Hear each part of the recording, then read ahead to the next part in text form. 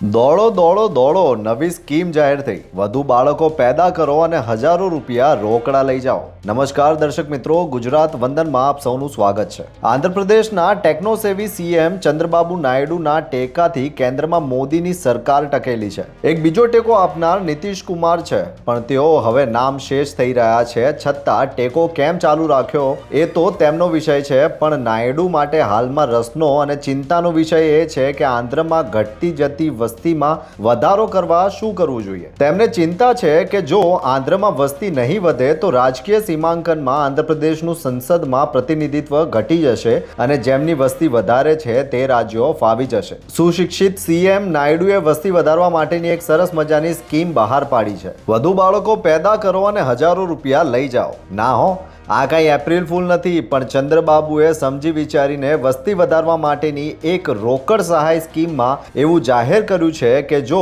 ત્રીજું બાળક આવે તો રોકડા 30,000 મળશે અને ચોથું બાળક આવે તો 40,000 મળશે। જો કે તેમણે પાંચમા બાળક માટે 50,000 મળશે એમ જાહેર કર્યું નથી, એટલે તેમનો સંદેશો એવો છે કે હમ દો હમારે ચાર। આંધ્રપ્રદેશની વસ્તીના આંકડા જોઈએ તો હાલમાં 2026 મુજબ આંધ્રપ્રદેશની વસ્તી આશરે 5.5 કરોડની આસપાસ હોવાનો અંદાજ છે। નાયડુએ રાજ્યમાં ઘટી રહેલા જન્મદર અને યુવાનોની ઓછી થતી વસ્તી અંગે ચિંતા વ્યક્ત કરી છે। તેમણે એક નવી વસ્તી નીતિની જાહેરાત કરી છે, જેમાં રોકડ સહાય ઉપરાંત સ્થાનિક ચૂંટણી લડવા માટેના નિયમોમાં ફેરફાર કરીને હવે 2 થી વધુ બાળકો ધરાવતા લોકો પણ ચૂંટણી લડી શકશે। વધુ બાળકોના પરિવારોને પ્રોત્સાહન માટે નાયડુ સરકાર એવો કાયદો લાવવા પર વિચાર કરી રહી છે, જેમાં ઓછામાં ઓછા 2 થી વધુ બાળકો હોય તેઓ જ સ્થાનિક ચૂંટણી લડવા માટે પાત્ર બનશે।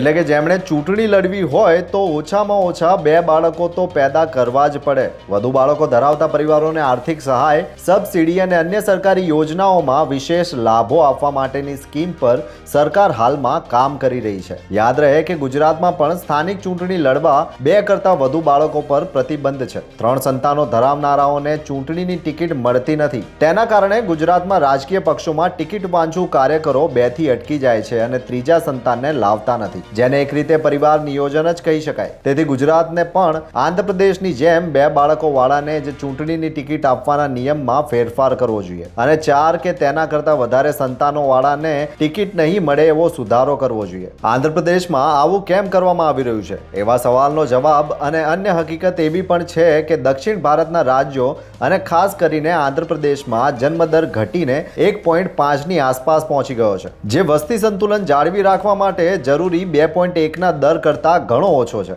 જો આ જ સ્થિતિ રહી તો આગામી વર્ષોમાં આંધ્રપ્રદેશમાં યુવાનોની સંખ્યા ઘટી જશે, જેમ કે હાલમાં જાપાન, ચીન અને યુરોપના કેટલાક દેશોમાં થઈ રહ્યું છે તેમ વૃદ્ધોની વસ્તીમાં વધારો થઈ જશે અને એ જોખમને ટાળવા માટે સરકાર વધુ બાળકો ધરાવતા પરિવારોને પ્રોત્સાહિત કરી રહી છે। હાલમાં નવી વસ્તી ગણતરી શરૂ થઈ છે, તેના આંકડા જાહેર થશે ત્યારે નાયડુ એ જાણી શકશે કે વધુ બાળકોવાળી રોકડ સહાયની યોજના ચાલુ રાખવી કે પછી સમેટી લેવી। ત્યાં સુધી કૃપા કરીને વધુ બાળકો માટે ધ્યાન આપો। જો તમને અમારો આ વિડીયો ગમ્યો હોય તો લાઈક, શેર અને સબસ્ક્રાઇબ કરો। ધન્યવાદ।